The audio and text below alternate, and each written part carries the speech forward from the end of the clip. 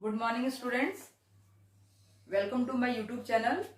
Myself, Dr. Saroj Kumari, MSc, B.Ed, PhD in Zoology. हम लोग अपना YouTube चैनल शुरू कर रहे हैं. इस पे हम लोग बायो पढ़ेंगे. ठीक है. हम लोग क्लास 9, 10, 11, 12 की बायो इस चैनल पे स्टार्ट कर रहे हैं और आज हम लोग शुरू कर रहे हैं क्लास 9th की बायो, जिस first chapter of bio in the fundamental unit of life. Okay, the fundamental unit of life. जैसे सपोज दैट कि इस धरती पे जितनी भी चीजें हैं या जो भी है, प्लांट्स हो, एनिमल्स हो, एवरीथिंग वो किसी ना किसी चीज से मिलके बना है, छोटी छोटी चीजों से मिलके बना है. तो क्या है कि लाइफ की फंडामेंटल यूनिट क्या है. तो हमारे लाइफ मतलब हमारे जीवन जो बेसिक क्या है, किन चीजों से मिलकर बना है. ठीक है. तो हमारे लाइफ की जो फंडामेंटल यूनिट है वो है सेल. ओके. ये सेल कैसे है, क्या है, इसकी स्टोरी बड़ी ही इंटरेस्टिंग है. ओके. इसकी स्टोरी ये है कि रॉबर्ट ब्राउन एक साइंटिस्ट थे. ओके. Robert hook. ठीक है.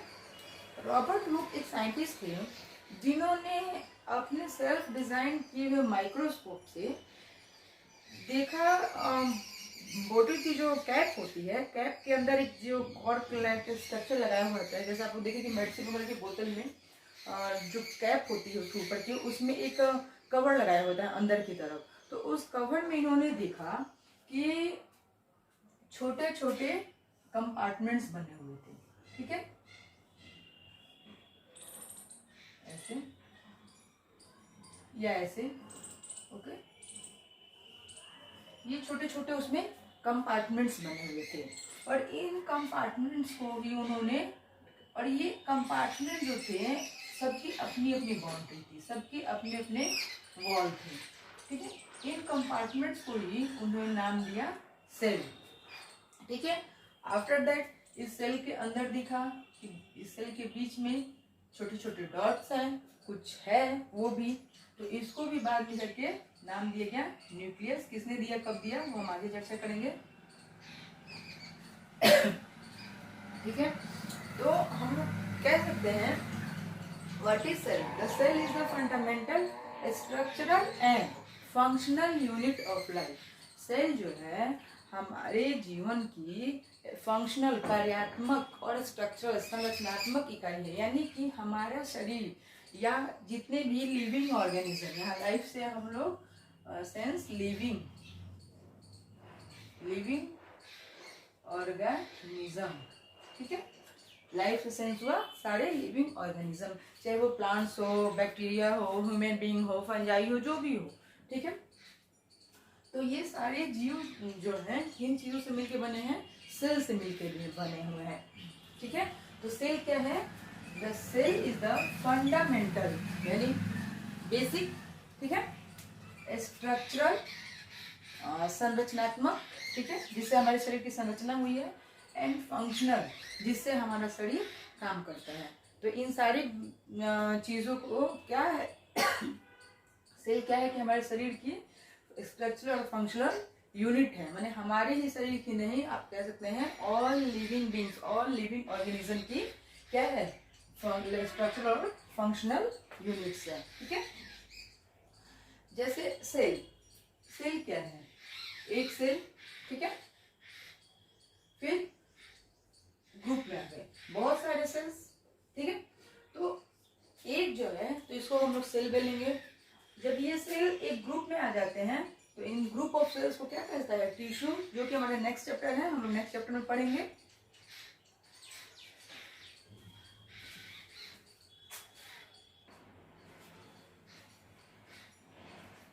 ठीक है. एक सेल और group of cell is called tissue, जो कि हमारे नेक्स्ट चैप्टर है, चैप्टर नंबर 6, हम लोग उसमें डिस्कस करेंगे. ठीक है. और कि बहुत सारे टिश्यू से, अलग अलग प्रकार के टिश्यू से मिलके बना हमारा ऑर्गन. ठीक है. जैसे हमारा नाक, कान, हमारे लंग्स, हमारी किडनीज. ठीक है. तो ये क्या है, एक ऑर्गन है. ठीक है। इन सारे ऑर्गन से मिलके बन गया ऑर्गन सिस्टम, जैसे कि हमारा mouth, wind pipe, food pipe, okay, stomach, large intestine, small intestine, इन सब से मिलके क्या बन गया हमारा डाइजेस्टिव सिस्टम,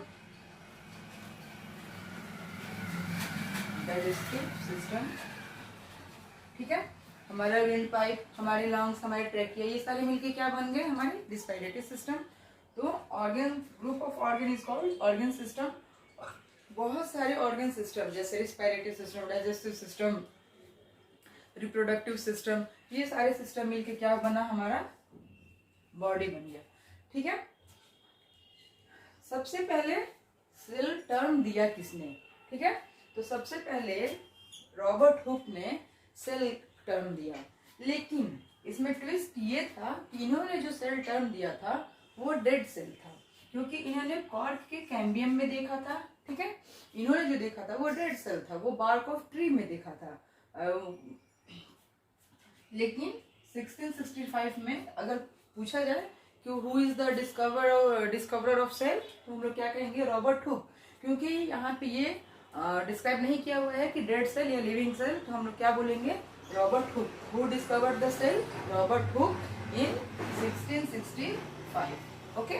रॉबर्ट हुक ने 1665 में सेल का डिस्कवर किया था, और Antonie van Leeuwenhoek discovered the first living cell, okay. First living cell किसने डिस्कवर किया था, एंटोनी वॉन ल्यूवेनहुक इन 1674। 1674 में ल्यूवेनहुक ने लाइव सेल की खोज की थी, एल से Leeuwenhoek and L for live. तो लाइव सेल की खोज सबसे पहले किसने की थी, ल्यूवेनहुक ने, और डेड सेल की रॉबर्ट हुक ने। लेकिन जब भी क्वेश्चन पूछे कि who is the discovered the cell, the name is Robert Hooke, okay, no confusion. Then थोड़े कुछ सालों बाद एक साइंटिस्ट है रॉबर्ट ब्राउन, ठीक है, उन्होंने देखा कि इस सेल के अंदर कुछ डॉट लाइक स्ट्रक्चर है in the middle of the cell, ठीक है, और इन्हीं डॉट्स को उन्होंने नाम दिया न्यूक्लियस, ठीक है। क्या नाम दिया, न्यूक्लियस। हम लोग सेल ऑर्गेनेली में आएगा, हम लोग आगे इसके बारे में डिस्कस करेंगे, ठीक है। और फिर इन 1839 न्यूक्लियस की खोज कब हुई, 1831, और सेल कब आया 1665, क्योंकि ये तो इन्होंने डेड सेल में ही देखा था ना, तो ये 1665, ठीक है। उसके बाद एक साइंटिस्ट आए जिन्होंने कहा कि inner of the cell, okay, inner of the cell and outer of the inner of the cell some fluid like structure, fluid jelly like structures in the cell he named protoplasm, ठीक है, protoplasm. कब, 1839 में, ठीक है। अब आप लोग यहाँ से देख लीजिए कि कितना डिफरेंस है, लगभग 150 सालों का गैप है, ठीक है। 150 क्या कहें, हाँ 150 साल का लगभग डिफरेंस है, ठीक है। सेल के बाद न्यूक्लियस की डिस्कवरी होने में, और ये तो उसी समय हो गया, ठीक है। प्रोटोप्लाज्म की डिस्कवरी किसने की, किसने कहा कि सेल के अंदर कुछ जेली लाइक फ्लूइड सब्सटेंसेस हैं जिन्होंने जिसे प्रोटोप्लाज्म कहा जाता है, किसने, P4 पुरकिंजे एंड P4 प्रोटोप्लाज्म। तो हम लोग याद रखेंगे ये रॉबर्ट ब्राउन, हम लोग याद रखेंगे कि पुरकिंजे नामक साइंटिस्ट हुए जिन्होंने प्रोटोप्लाज्म नामक टर्म दिया, कब, 1839 में, ठीक है। तो हम लोगों ने क्या देखा, एक बार ओवरव्यू देखते हैं कि the fundamental unit of life क्या है, cell.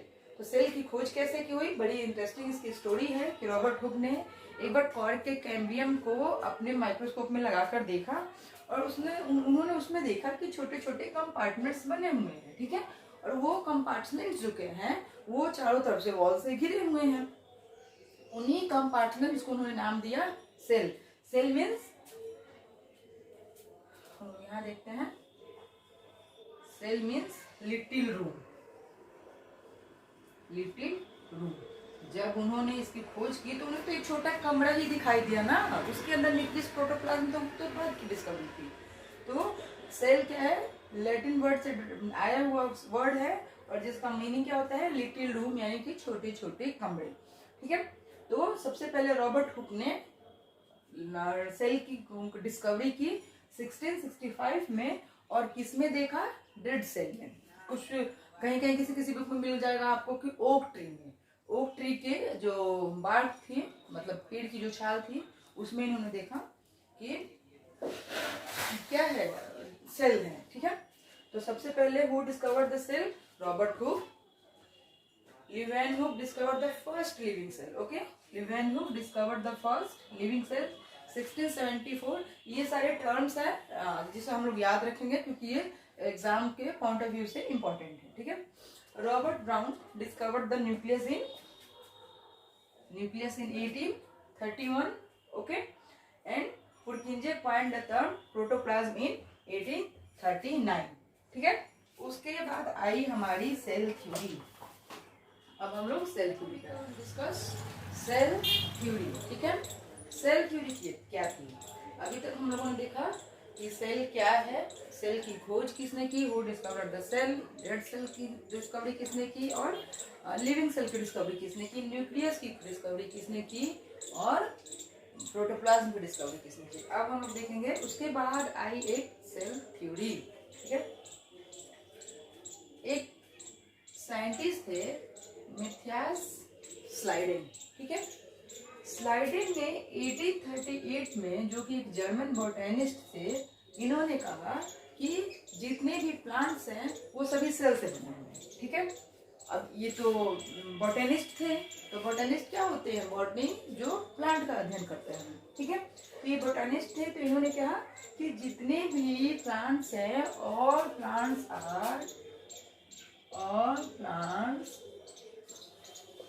are made up of cells।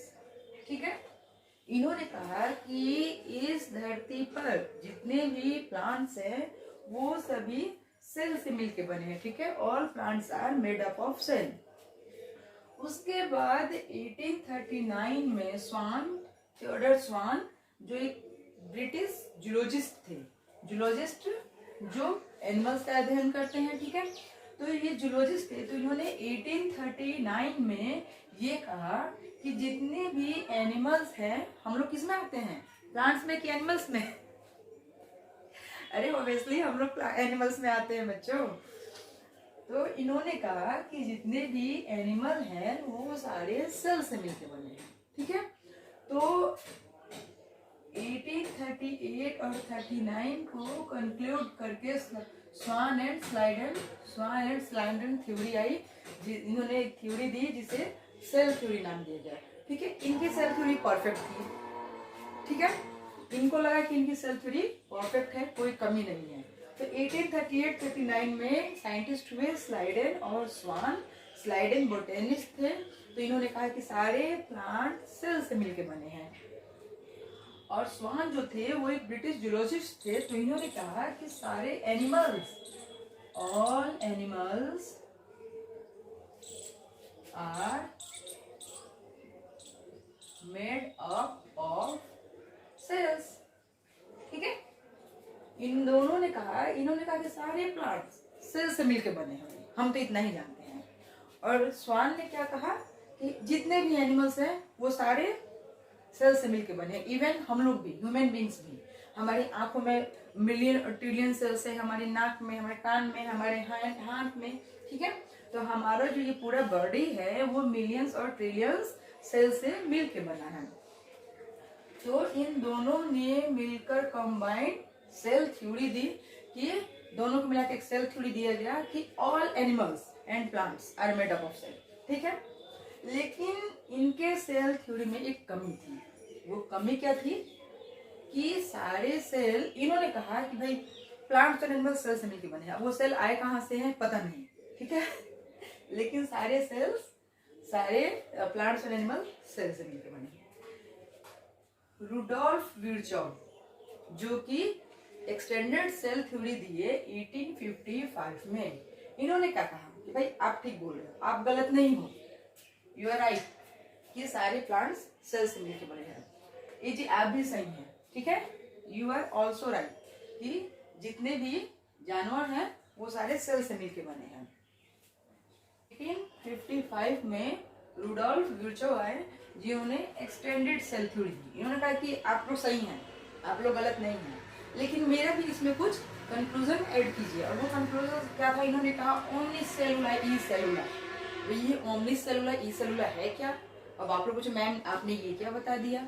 अरे बच्चों सुनो, इन्होंने कहा कि ओमनी सेलुलर ई सेलुलर, यानी कि जितने भी all cells are come from pre existing cells, जितने भी सेल्स हैं वो अपने प्री एग्जिस्टिंग सेल से आए हैं, ठीक है।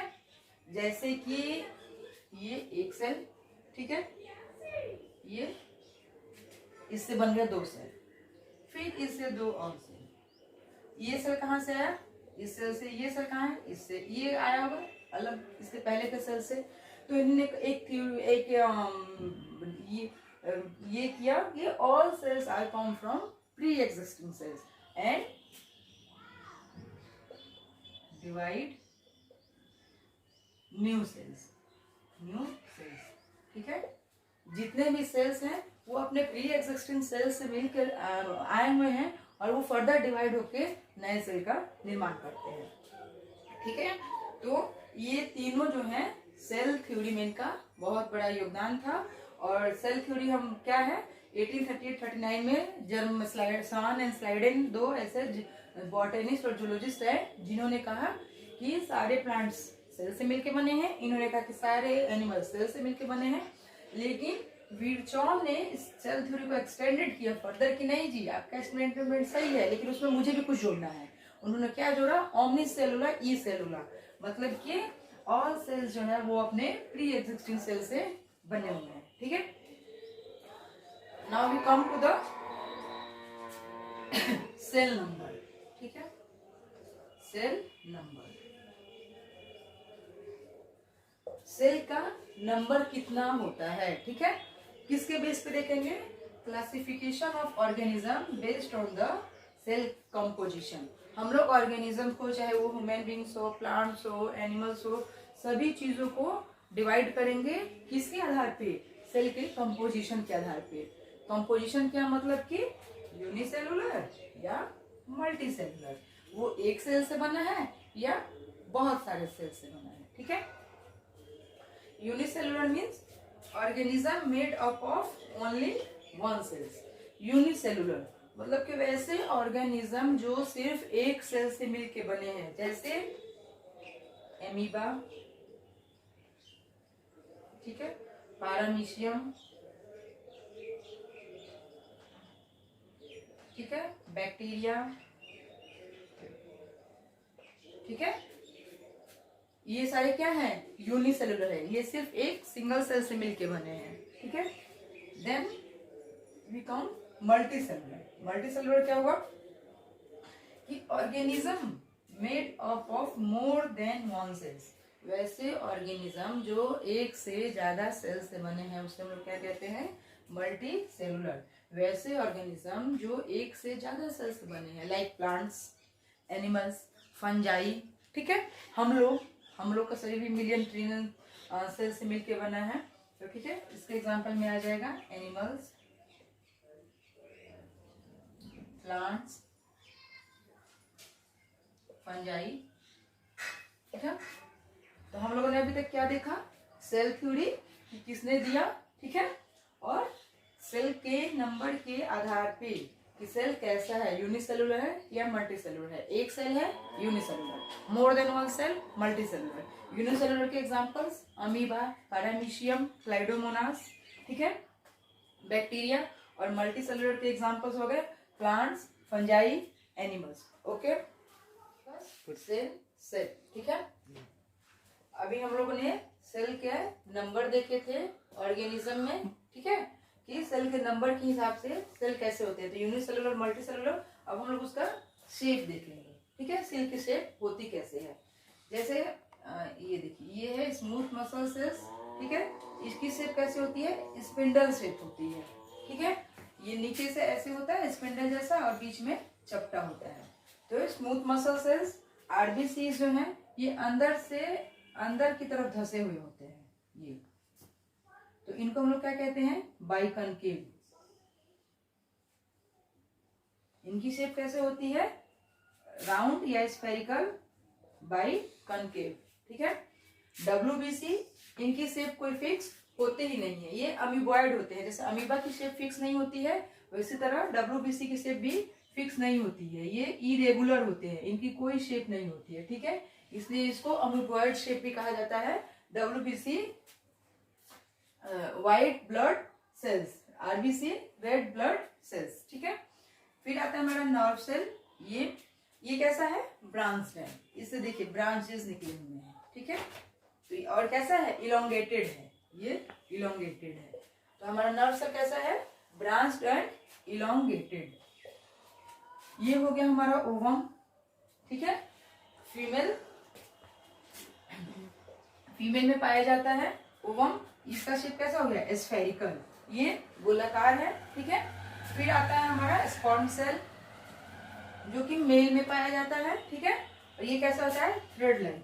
तो इसके आधार पे हम लोग देख सकते हैं कि सेल की शेप कैसी होती है, अलग अलग होती है। जैसे स्पिंडल शेप भी होता है, बाइकनकेव भी होता है, एमीबॉइड भी होता है, ब्रांच्ड और इलोंगेटेड भी होते हैं, स्फेरिकल भी होते हैं और थ्रेड लाइक भी होते हैं।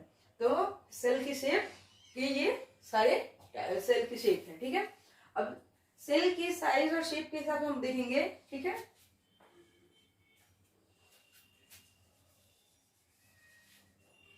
सेल की साइज के हिसाब से हम लोग देखेंगे कि सबसे बड़ा सेल और सबसे छोटा सेल, ठीक है।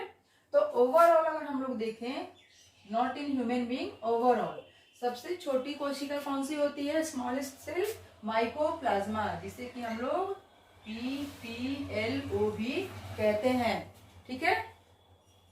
प्लूरोनिमोनियम लाइक ऑर्गेनिज्म, PPLO, ये सबसे छोटी कोशिका होती है, PPLO। लार्जेस्ट सेल कौन सा हो गया, ऑस्ट्रिच का एग। ऑस्ट्रिच का एग जो है वो सबसे लार्जेस्ट सेल होता है। और अगर ह्यूमन बींग्स की बात की जाए, ये तो हमारा हो गया ओवरऑल, ठीक है। और ह्यूमन बींग्स की बात की जाए तो इसमें सबसे छोटा सेल होता है मेल का स्पर्म सेल, ठीक है। मेल के स्पर्म के सेल्स जो होते हैं वो सबसे छोटे सेल होते हैं। और अगर ह्यूमन में लार्जेस्ट सेल की बात की जाए तो फीमेल का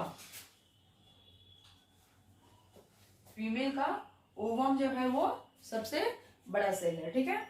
और सबसे लॉन्गेस्ट सेल, सबसे लंबा सेल कौन सा है, नर्व सेल। नर्व सेल कहाँ जाता है, पाया जाता है हमारे ब्रेन में, ठीक है, नर्व सेल। और सबसे फास्ट डिवीजन किस सेल में होता है, लीवर सेल, ठीक है। लीवर सेल एक ऐसा सेल है कि जिसमें अगर कट भी लग जाए तो वो अपने आप को तुरंत रेप्लिकेट कर लेता है और वो उस घाव को तुरंत खुद भर लेता है, ठीक है। और सबसे स्लो डिवीजन कहिए या नो डिवीजन कहिए, किसमें होता है, नर्व सेल में। न्यूरॉन कोशिकाओं में जो होता है वो वहां डिवीजन नहीं होता है। अगर आपके नर्व सेल एक बार डैमेज हो गया तो हो गया, समझे। तो नर्व सेल में डिवीजन नहीं होता है और सबसे फास्ट डिवीजन होता है हमारे लीवर सेल में, ठीक है। तो अभी तक हम लोगों ने देखा कि सेल की शेप कैसी कैसी होती है, ठीक है। उसके बाद हम लोगों ने पढ़ा कि सबसे स्मॉलेस्ट सेल, इसको हम लोग अभी के अभी याद कर लेंगे, ठीक है। सबसे स्मॉलेस्ट सेल माइकोप्लाज्मा, जिसे हम लोग PPLO भी कहते हैं। Largest cell ostrich egg. और ह्यूमन की बात की जाए तो smallest cell sperm cell, male का स्पर्म, ठीक है। और लार्जेस्ट सेल ओवम, फीमेल का। लॉन्गेस्ट सेल हमारा नर्व सेल, जिसे न्यूरॉन भी बोलते हैं। और सबसे फास्ट डिवीजन करने वाला सेल हमारा लीवर सेल। अब हम लोग आगे पढ़ेंगे what is cell made up of, कि सेल किन चीजों से मिलकर बना है, ठीक है। अभी तक हम लोगों ने पढ़ा है कि सेल क्या है, उसके साइज क्या है, उसके नंबर क्या है, उसके शेप क्या है। अब हम लोग पढ़ेंगे कि what is cell made up of, cell किन चीजों से मिलकर बना है, सेल के कंपोनेंट्स क्या क्या है। तो इसके लिए पहले हम समझते हैं कि मान लीजिए कि हम लोग मार्केट जाते हैं, ठीक है। तो हम लोग मार्केट जाते हैं तो हम लोग सब्जी वाले से क्या बोलते हैं कि हमको सब्जी लेनी है। तो सब्जी वाला क्या करता है कि हम लोग थोड़ी जो सब्जियां लेते हैं, जैसे आलू ले लिए, थोड़े से प्याज ले लिए, थोड़ी सी गोभी ले ली, थोड़े टमाटर ले लिए, तो क्या करता है वो सारी सब्जियों को एक पन्नी में, एक कैरी बैग में डाल के हमें दे देता है। तो हम लोगों ने कैरी बैग हमारा क्या है, उसको आप लोग मान लीजिए कि ये सेल हो गया, ठीक है।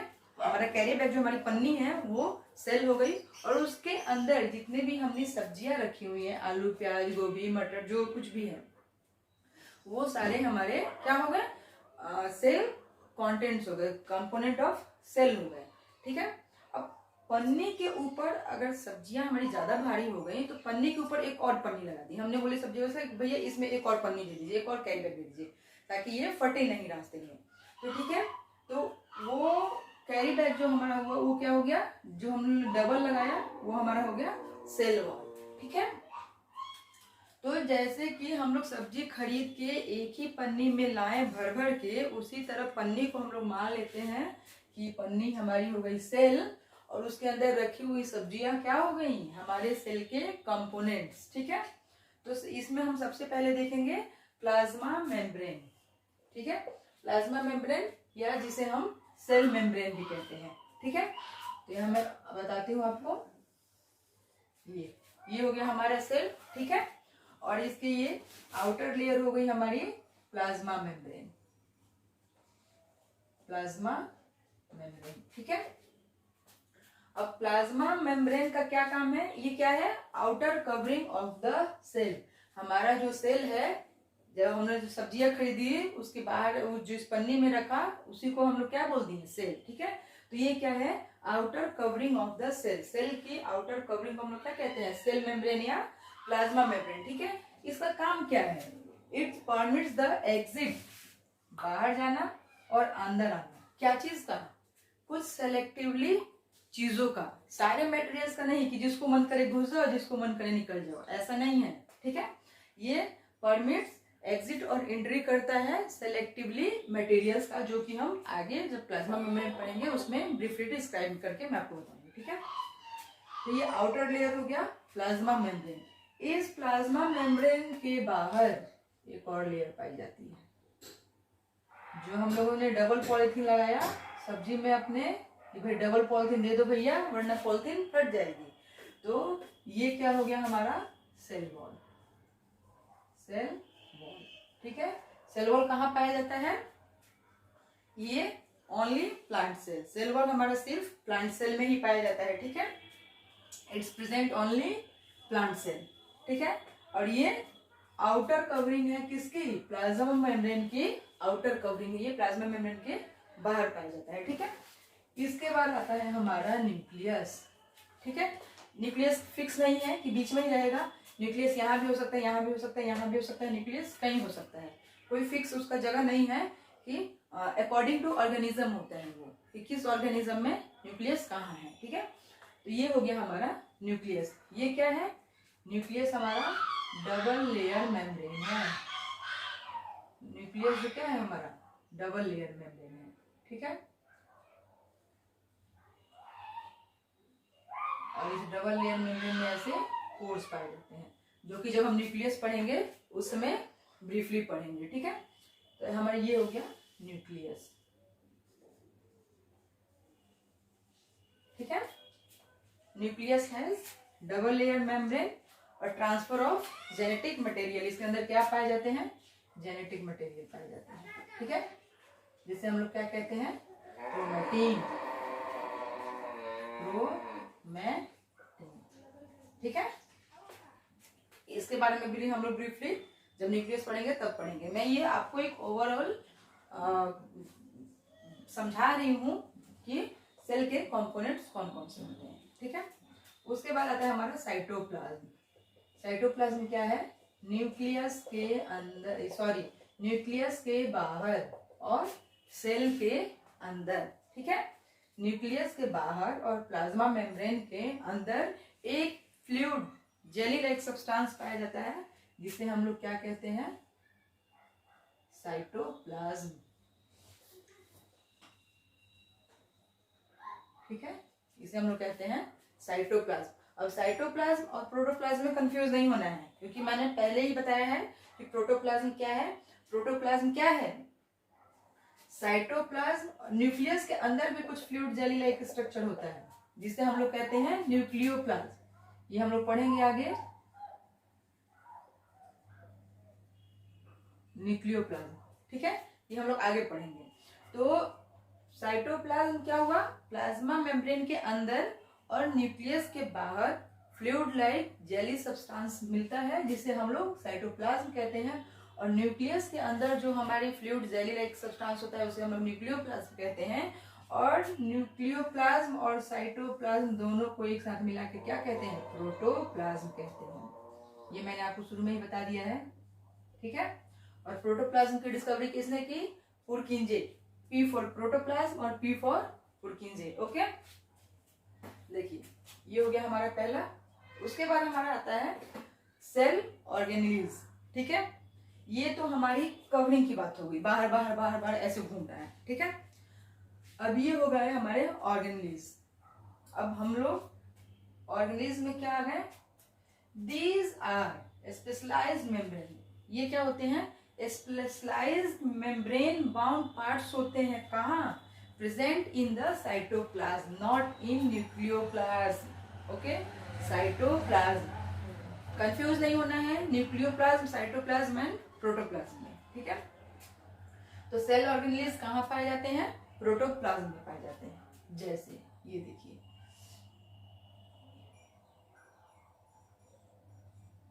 ये हो गया हमारा गोल्गी अपरेटस, पढ़ेंगे इसके बारे में। ठीक है, ये हो गया हमारा mitochondria.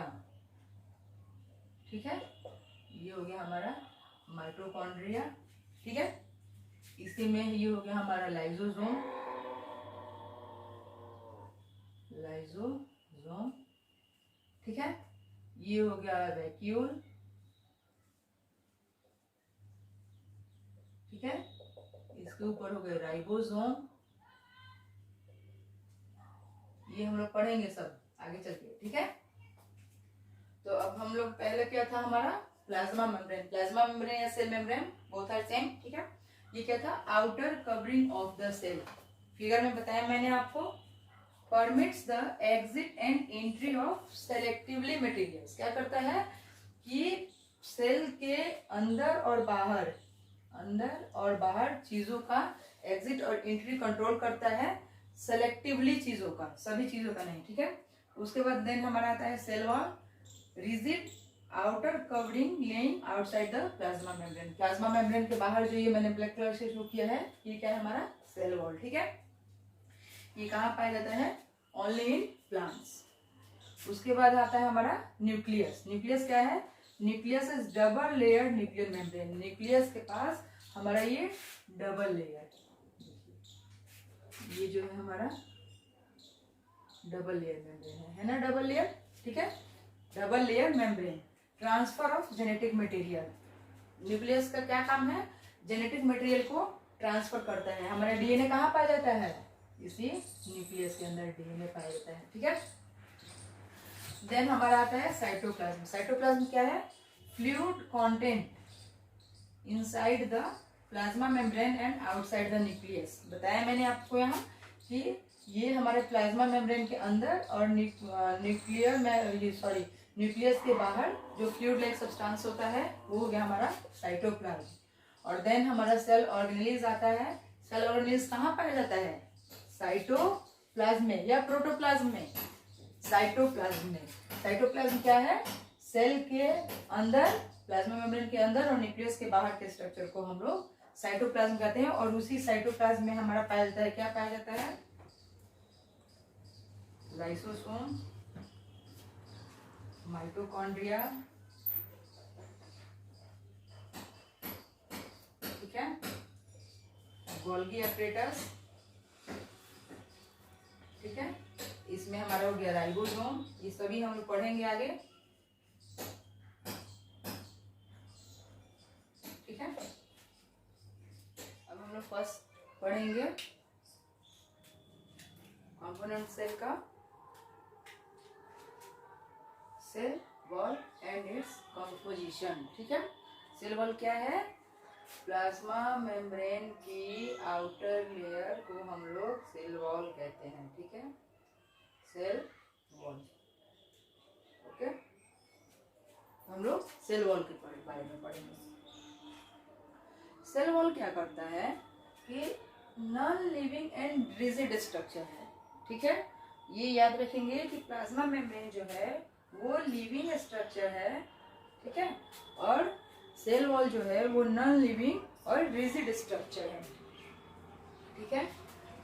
Forms outer covering of plasma membrane, ये क्या करता है कि प्लाज्मा मेम्ब्रेन के आउटर कवरिंग को बनाता है, कौन? Cell wall.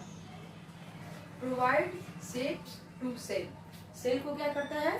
शेप प्रोवाइड करता है, क्योंकि कभी कभी हम लोग देखते हैं कि क्या है, सेल्स के शेप में चेंजिंग होने लगती है। जब चेंजिंग होती है तो क्या करता है, सेल वॉल जो होता है उसके स्ट्रक्चर को, रिजिड है सेल वॉल, नॉन लिविंग है, रिजिड है, इसलिए इसमें तो कोई चेंजिंग नहीं होगी। तो ये क्या करता है कि सेल के शेप को मेंटेन करके रखता है, प्रोवाइड्स शेप्स टू सेल। पाया कहाँ जाता है? Plants, bacteria and fungi. Cell wall कहाँ पाया जाता है? प्लांट में पाया जाता है, बैक्टीरिया में पाया जाता है और फंजाई में पाया जाता है, ठीक है।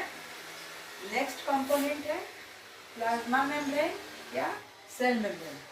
प्लाज्मा मेम्ब्रेन को हम लोग सेल मेम्ब्रेन भी कहते हैं और सेल मेम्ब्रेन को हम लोग प्लाज्मा मेम्ब्रेन भी कहते हैं, पीएम या सीएम, ठीक है। तो पीएम सीएम सोशल साइंस वाली नहीं, ठीक है, नहीं तो प्राइम मिनिस्टर और चीफ मिनिस्टर करने लगेगा लोग। ये क्या है?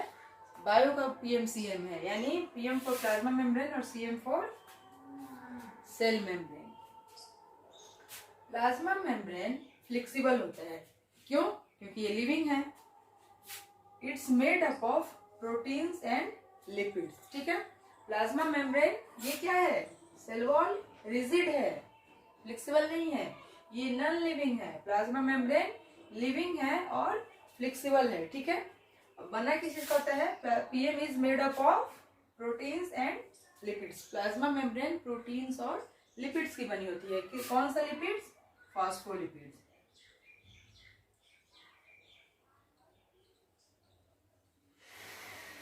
फॉस्फोलिपिड्स, ठीक है। इन 1972 सिंगर और निकोलसन ने इस मॉडल को दिया। प्लाज्मा मेम्ब्रेन को किसने खोजा? सिंगर और निकोलसन ने 1972 में, और उस मॉडल को क्या नाम दिया? फ्लूइड मोजाइक मॉडल, ठीक है। सिंगर और निकोलसन ने 1972 में फ्लूइड एंड मोजाइक मॉडल दिया, किसका? प्लाज्मा मेम्ब्रेन, ठीक है। The plasma membrane allows or permits the entry and exit of some materials in and out of the cell, ठीक है। प्लाज्मा मेम्ब्रेन क्या करता है कि सेलेक्टिवली मटेरियल को, मतलब सेलेक्टेड मटेरियल, कुछ भी आ जाए कुछ भी चला जाए ऐसा नहीं है। Solid, liquid, gas, solute, solvent में कुछ सेलेक्टिव मटेरियल को एंट्री और एग्जिट करने देता है, कहाँ? इन एंड आउट, अंदर भी बुलाता है और बाहर भी भेजता है। तो प्लाज्मा मेम्ब्रेन क्या करता है? परमिट्स करता है, ठीक है, या अलाउ करता है कि बाहर की चीजें अंदर आ सके और अंदर की चीजें बाहर जा सके, ठीक है। अब प्लाज्मा मेम्ब्रेन क्या करता है कि जब अलाउ करता है एंट्री और एग्जिट को, तो ये क्या करता है? ट्रांसपोर्ट का काम करता है, ठीक है। और ट्रांसपोर्ट का काम कैसे होता है? दो तरीके से होता है, पैसिव ट्रांसपोर्ट, एक्टिव ट्रांसपोर्ट, ठीक है। प्लाज्मा मेम्ब्रेन क्या करता है? इन एंड आउट करता है सिलेक्टिव मटेरियल को, तो इसलिए इसको क्या कहेंगे हम? ये ट्रांसपोर्टर है, ठीक है। ये ट्रांसपोर्ट का काम करता है। और ट्रांसपोर्ट का काम से कैसे करता है? दो तरीकों से, passive transport and active transport. अब पैसिव ट्रांसपोर्ट कैसे होता है? पैसिव ट्रांसपोर्ट दो तरह से होता है, डिफ्यूजन और ऑस्मोसिस, ठीक है। चलिए इसको हम लोग समझते हैं। जैसे कि मान लीजिए ये प्लाज्मा मेम्ब्रेन है, ठीक है। ये क्या है? पीएम है, ये हमारे पीएम जी हैं, ठीक है। ये प्लाज्मा मेम्ब्रेन का इनसाइड एरिया है, ठीक है। ये आउटसाइड एरिया है, ठीक है। ये इनसाइड एरिया है, ये आउटसाइड एरिया है। प्लाज्मा मेम्ब्रेन के बाहर, ठीक है, वाटर मॉलिक्यूल्स, मैंने जो भी कहिए, यहाँ हाई कॉन्सेंट्रेशन है, हाई कॉन्सेंट्रेशन, ठीक है। और यहाँ क्या है? लो कॉन्सेंट्रेशन है, ठीक है। यहाँ भी ये हाई कंसंट्रेशन है, यहाँ भी हाई कंसंट्रेशन, ठीक है। कहाँ है high concentration? Outside, outside, PMG के आउटसाइड, मतलब हमारे हाई कंसंट्रेशन से लो कंसंट्रेशन में चीजों का आना पैसिव ट्रांसपोर्ट, और लो कंसंट्रेशन से हाई कंसंट्रेशन में चीजों का जाना क्या हो गया? एक्टिव ट्रांसपोर्ट, ठीक है। पैसिव में क्या होगा? पैसिव में होगा हाई कंसंट्रेशन से लो कंसंट्रेशन में जाएगा, और एक्टिव में क्या होगा? लो कंसंट्रेशन से हाई कंसंट्रेशन में जाएगा, ठीक है। Is it clear? Any doubt? Cell wall देखा हम लोगों ने क्या है, फिर प्लाज्मा मेम्ब्रेन देखा। प्लाज्मा मेम्ब्रेन क्या करता है? मेनली ट्रांसपोर्ट का काम करता है, और ये ट्रांसपोर्ट का काम कैसे करता है? दो तरीके से करता है, passive transport, active transport. Passive transport high concentration से लो कंसंट्रेशन में चीजों का आना, मटेरियल्स का आना, ये हो गया आपका high to low passive transport, और लो टू हाई ये क्या हो गया? Active. Difference between passive transport and active transport. Active transport क्या है और पैसिव ट्रांसपोर्ट क्या है, हम लोग इसमें बेसिक डिफरेंस देखेंगे, ओके। आते हैं पैसिव ट्रांसपोर्ट पे। Substances move from their high concentration to low concentration. Passive transport में इसके पहले भी हमने बताया है, क्या बताया है कि सब्सटेंसेस जो हैं अपने हाई कंसंट्रेशन से लो कंसंट्रेशन की तरफ मूव करती हैं, जिसे हम पैसिव ट्रांसपोर्ट कहते हैं, ठीक है। तो जब हम हाई कंसंट्रेशन से लो कंसंट्रेशन में आएंगे तो एनर्जी क्या होगा? एटीपी नॉट रिक्वायर्ड, वहां हमें एटीपी की जरूरत नहीं पड़ेगी, क्योंकि हम ऑलरेडी हाई कंसंट्रेशन से लो कंसंट्रेशन में जा रहे हैं, ठीक है। It is a slow movement. क्या होता है कि भारी चीजें जब हल्की चीजों की तरफ बढ़ेंगी तो क्या होगा? धीरे धीरे धीरे धीरे बढ़ेगी, ठीक है। तो ये क्या है? एक स्लो मूवमेंट है, क्योंकि हेवी से लाइट की तरफ जा रहा है, ठीक है। तो यहाँ क्या होगा? हाई टू लो में आएगा तो ये एक स्लो मूवमेंट है, ठीक है। ओनली स्मॉल मॉलिक्यूल्स और water molecules are transported passively. इसमें क्या क्या ट्रांसपोर्ट हो सकते हैं पैसिव ट्रांसपोर्ट में?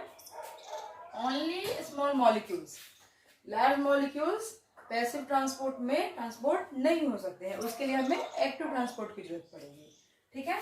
तो पैसिव ट्रांसपोर्ट में स्मॉल मॉलिक्यूल्स और वाटर मॉलिक्यूल्स ट्रांसपोर्ट होते हैं। Now we can come to the active transport, ठीक है। Substances move from their low concentration to high concentration. इसमें क्या है कि सब्सटेंसेस क्या होंगे?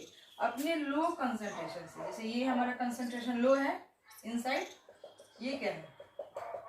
हमारा कंसंट्रेशन हाई है, तो लो कंसंट्रेशन से हाई कंसंट्रेशन की तरफ मटेरियल्स का, सब्सटेंसेस का मूवमेंट कहलाता है एक्टिव ट्रांसपोर्ट, ठीक है। इसमें क्या होगा? लो टू हाई कंसंट्रेशन होगा, ठीक है। It requires energy in the form of ATP molecules. यहाँ पे जब हम हाई से लो की तरफ बढ़ेंगे, जब हम नीचे से ऊपर की तरफ या कम से ज्यादा की तरफ बढ़ेंगे तो क्या होगा? हमें एनर्जी रिक्वायर होगा। तो यहाँ पे एटीपी रिक्वायर्ड होगा, यहाँ हमें एनर्जी चाहिए, ठीक है। It is a fast movement, हल्की है, फास्ट मूवमेंट करेगी, है ना। तो ये क्या है? यहाँ पे फास्ट मूवमेंट होगा। कहाँ होगा? एक्टिव ट्रांसपोर्ट में। Move of large molecules occur by active transport, ठीक है। बड़े बड़े मॉलिक्यूल्स का मूवमेंट किसमें होगा? एक्टिव ट्रांसपोर्ट में, ओके। एक्टिव और पैसिव ट्रांसपोर्ट देखने के बाद अब हम लोग देखेंगे डिफ्यूजन, ठीक है। अभी हम लोग इससे पहले क्या पढ़ा है? एक्टिव और पैसिव ट्रांसपोर्ट। अब हम लोग देखते हैं डिफ्यूजन। डिफ्यूजन क्या है? It is the spontaneous movement of substances, solid, liquid, gas from a region of high concentration to low concentration। ये कह रहा है कि spontaneous substances का ये movement है। spontaneous substances क्या क्या हुए? solid, liquid और gas, और इनका ये जो movement है ये कहाँ से होता है? high concentration to low concentration, ठीक है। जब मटेरियल्स का movement like solid liquid gas in materials का मूवमेंट कैसे होता है, हाई कंसंट्रेशन से लो कंसंट्रेशन में होता है, तो उसे हम लोग क्या बोलते हैं, डिफ्यूजन। ठीक है। Substances like CO2, carbon dioxide or oxygen can move across the cell membrane by diffusion. Carbon dioxide और ऑक्सीजन ये सब्सटेंसेस कैसे मूव करते हैं, प्लाज्मा मेम्ब्रेन के थ्रू मूव करते हैं, और मूव करने की इस प्रक्रिया को क्या बोलते हैं, the process of movement of carbon dioxide and oxygen through the membrane of plasma membrane और cell membrane is called diffusion. Okay. अब जैसे देखिए ये हो गया हमारा प्लाज्मा मेम्ब्रेन। ठीक है। अब यहाँ देखिए O2 है,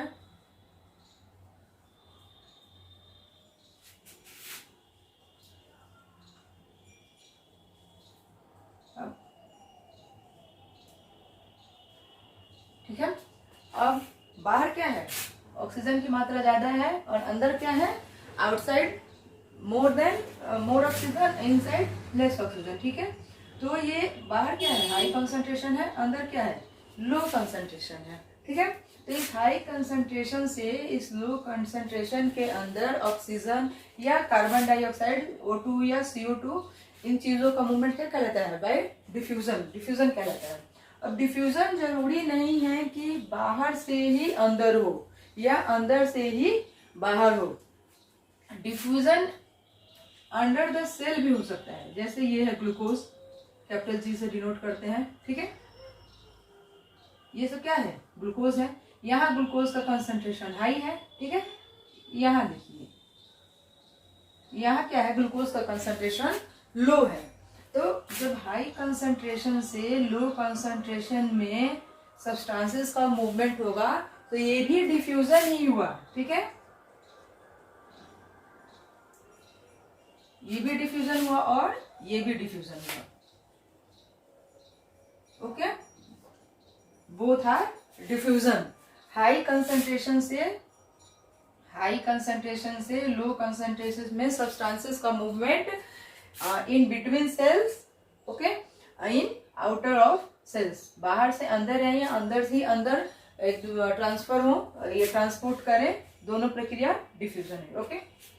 now we come to the osmosis. Osmosis क्या है, ये हम लोग क्या पढ़ रहे हैं, पैसिव ट्रांसपोर्ट। ये हम लोग पढ़ रहे हैं पैसिव ट्रांसपोर्ट। पैसिव ट्रांसपोर्ट में हम लोग पढ़े थे ना कि कंसंट्रेशन कैसे होता है, हाई कंसंट्रेशन से लो कंसंट्रेशन में होता है, और एक्टिव ट्रांसपोर्ट में क्या होता है, लो कंसंट्रेशन से हाई कंसंट्रेशन होता है। वो हम लोग देखेंगे और अभी आगे फिर आपको समझाएंगे। अभी पैसिव ट्रांसपोर्ट दो तरीकों से होता है, एक डिफ्यूजन, ठीक है, और दूसरा ऑस्मोसिस। यही हम लोग अभी पढ़ रहे हैं, डिफ्यूजन क्लियर। अब हम लोग ऑस्मोसिस लिखेंगे। Osmosis is defined as the spontaneous movement of solvent और वाटर। ठीक है। स्पॉन्टेनियस मूव, यहाँ क्या था, यहाँ भी था कि हम लोग सॉलिड लिक्विड गैस सभी चीजों का मूवमेंट हो रहा था, लेकिन यहाँ क्या है, सॉल्वेंट और वाटर। ठीक है। Molecules from the region of higher concentration to a region of lower concentration through a selectively permeable membrane. Okay.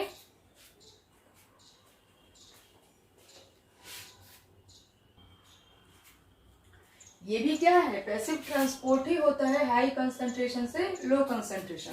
तो डिफ्यूजन क्या होगा, हाई कंसंट्रेशन से लो कंसंट्रेशन, और ऑस्मोसिस भी क्या होगा, हाई कंसंट्रेशन से लो कंसंट्रेशन में होगा। ठीक है। तो लेकिन इसमें क्या है कि ये जो मूवमेंट था वो सॉलिड लिक्विड गैस का हो रहा था, और ये क्या है कि osmosis is the defined as spontaneous movement of solvent और water molecules from the region of higher concentration to a region concentration through a selectively permeable membrane. ठीक है। इट कुड बी एंडोस्मोसिस और एक्सोस्मोसिस। ये endosmosis भी हो सकता है और एक्सोस्मोसिस भी हो सकता है। अब हम लोग ये एंडोस्मोसिस और एक्सोस्मोसिस क्या है, मैम तो जितने भी टर्म आ रहे हैं सारे कंफ्यूजिंग टर्म है, नहीं इसमें कोई कंफ्यूजिंग टर्म नहीं है, मैं आपको क्लियर करती हूँ। अभी हम डिफ्यूजन और ऑस्मोसिस क्लियर, अब हम लोग क्लियर करेंगे एंडोस्मोसिस और exosmosis.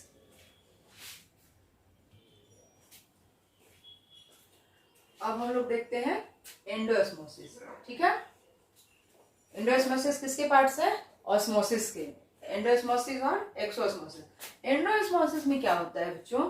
Endosmosis is the movement of solvent into the cell. Solvent means water.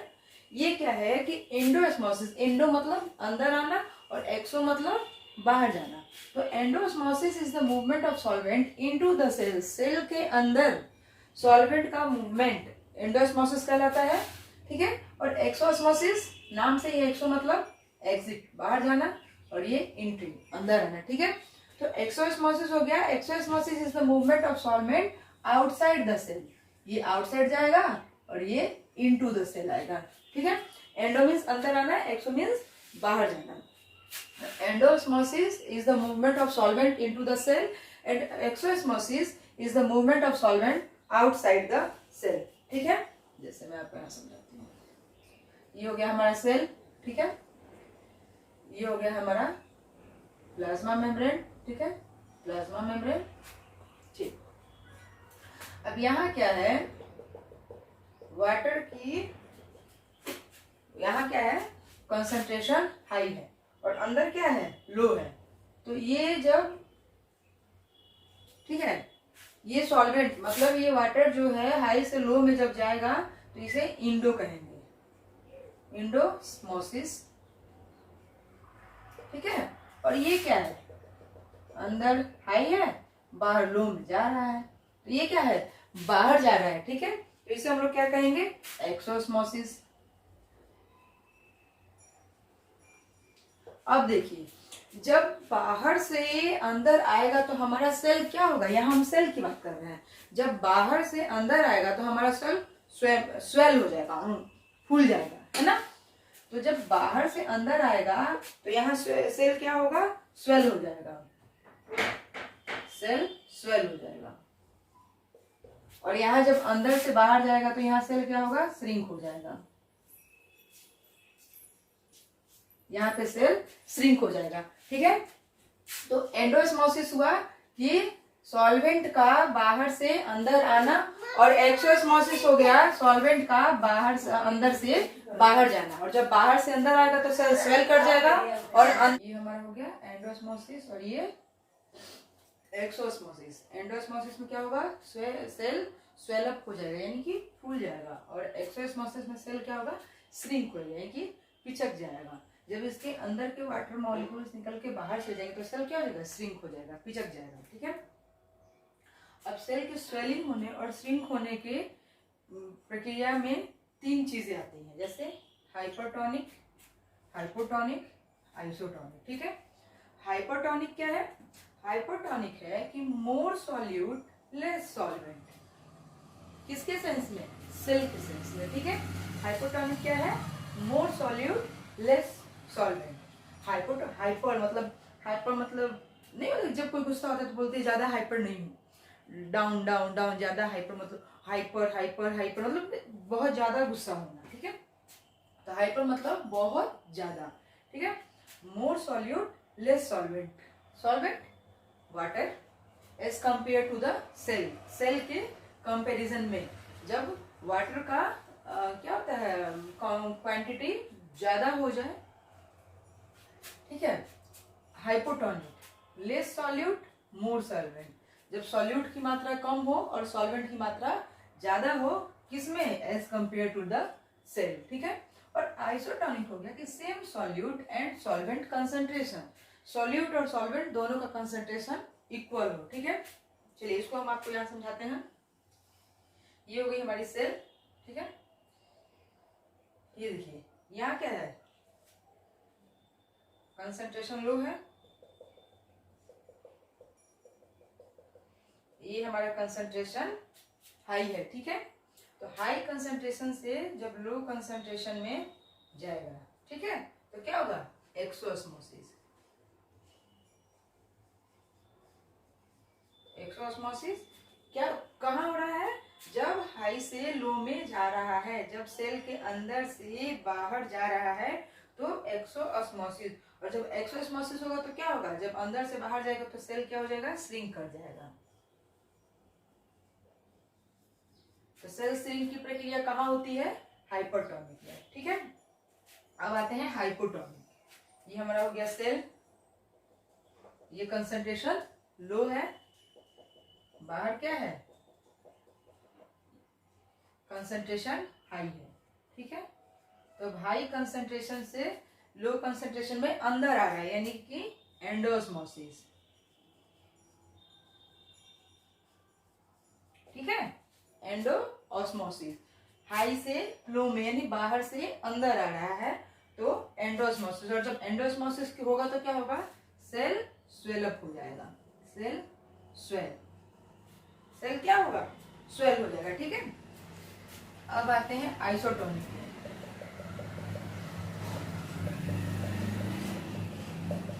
क्या है, बाहर सेम सॉल्यूट, जो सॉल्यूट अंदर है वो सॉल्वेंट बाहर है, दोनों कंसंट्रेशन सेम है, तो ऐसे कंसंट्रेशन में क्या होगा, नो नेट मूवमेंट, यहाँ पे कोई मूवमेंट नहीं होगी, ठीक है, clear. Hypertonic, hypotonic, isotonic. Hypertonic में क्या हो गया कि सॉल्यूट कम होगा, सॉल्यूट कम होगा, सॉल्वेंट ज्यादा होगा कंपेयर टू सेल, सेल के कंपैरिजन में सॉल्यूट कम होगा, ठीक है। यहाँ क्या है, सेल के कंपैरिजन में सॉल्यूट सॉल्वेंट ज्यादा हो गया, ठीक है। तो जब अंदर से बाहर गया तो एक्सोस्मोसिस और बाहर से अंदर आया तो एंडोस्मोसिस। सेल श्रिंक की प्रक्रिया कहाँ होती है, हाइपरटोनिक में, और हाइपोटोनिक में सेल स्वेल हो जाता है और वहां पे नो गेन होता है, ठीक है।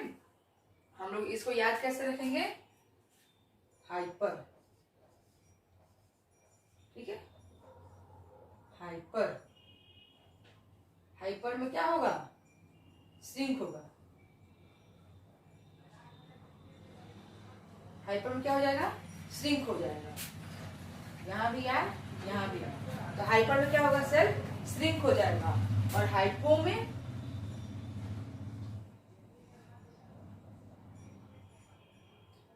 क्या होगा, सेल स्वेल हो जाएगा, फूल जाएगा, देखिए फूल गया,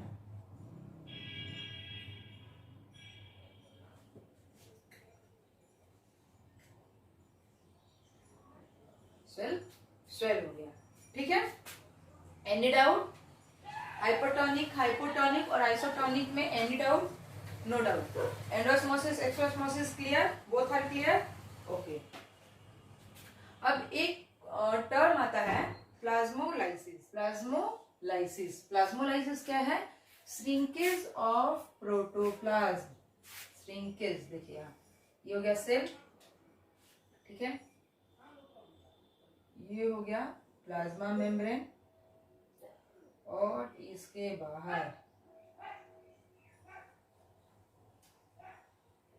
ये हो गया हमारा सेल वॉल, ठीक है, पीएमसीएम, सीडब्ल्यू, ठीक है, ये हो गया हमारा सेल वॉल और ये हो गया हमारा प्लाज्मा मेम्ब्रेन।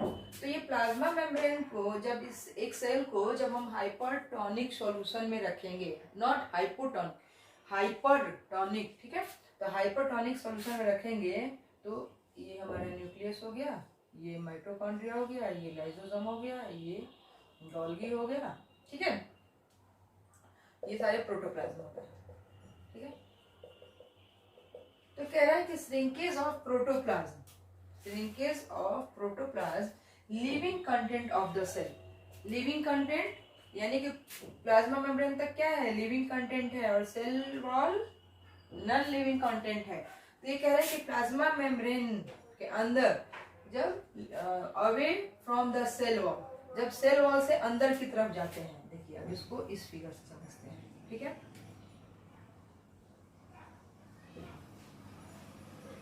ठीक है, ये था हमारा सेल वॉल और ये हो गया प्लाज्मा मेम्ब्रेन, ठीक है।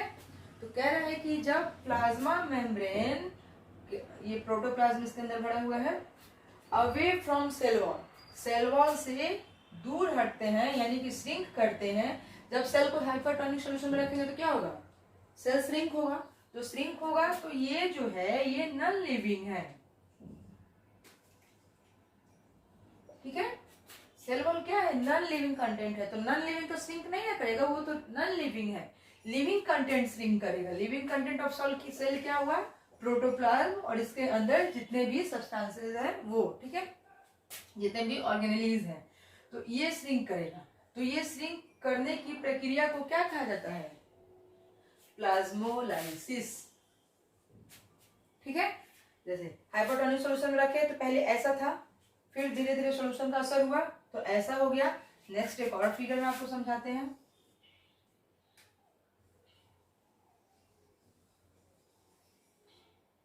ठीक है, ये सेल वॉल हो गया, ये प्लाज्मा मेम्ब्रेन हो गया, ये इसके अंदर प्रोटोप्लाज्म हो गया। देख रहे हैं सेल क्या कर रहा है, श्रिंक कर रहा है। देखिए यहाँ पे क्या था, सेल वॉल, प्लाज्मा मेम्ब्रेन की आउटर कवरिंग थे सेल वॉल, यहाँ क्या हुआ, थोड़ा अवे हो गया, है ना। देखिए यहाँ क्या हो गया, बहुत ज्यादा अवे हो गया, है ना। तो सेल क्या कर रहा है, श्रिंक कर रहा है। तो ये श्रिंक करने की जो प्रक्रिया है इसी को हम लोग कहते हैं plasmolysis, shrinkage of protoplasm away from the cell wall, away from the cell wall when placed in a hypertonic solution। जब सेल को हम हाइपरटोनिक सॉल्यूशन में रखते हैं तो क्या होता है कि हमारा प्रोटोप्लाज्म जो है वो श्रिंक करता है, और इस श्रिंक करने के प्रोसेस को हम लोग प्लाज्मोलाइसिस कहते हैं। और ये कहाँ पाया जाता है, only in plants, observed only in plants, ठीक है। प्लाज्मोलाइसिस की प्रक्रिया कहाँ होती है, only in plants. Plasmolysis only in plants में होता है, ठीक है। अब अभी तक हम लोगों ने देखा सेल, ठीक है, यूनिसेलुलर, मल्टीसेलुलर, ओके। अब हम लोगों ने उसके कुछ पार्ट्स देखे, सेल वॉल देखा, प्लाज्मा मेम्ब्रेन देखा। अब हम लोग आएंगे किस पे, सेल ऑर्गेनेलीज पे, सेल ऑर्गेनेलीज पे। और ये सेल ऑर्गेनेलीज पढ़े हम लोग नेक्स्ट वीडियो में। तब तक आप लोग इसको पढ़िए और मेरे चैनल को लाइक और सब्सक्राइब करते रहिए। हम लोग मिलते हैं आपसे फिर नेक्स्ट वीडियो में सेल ऑर्गेनेलीज के साथ, जिसमें हम लोग पढ़ेंगे nucleus, endoplasmic reticulum, Golgi apparatus, lysosome, vacuoles, plastids, ठीक है, इन सारी चीजों के बारे में हम लोग पढ़ेंगे। तब तक मेरे चैनल को लाइक और सब्सक्राइब करना ना भूलें। बाय।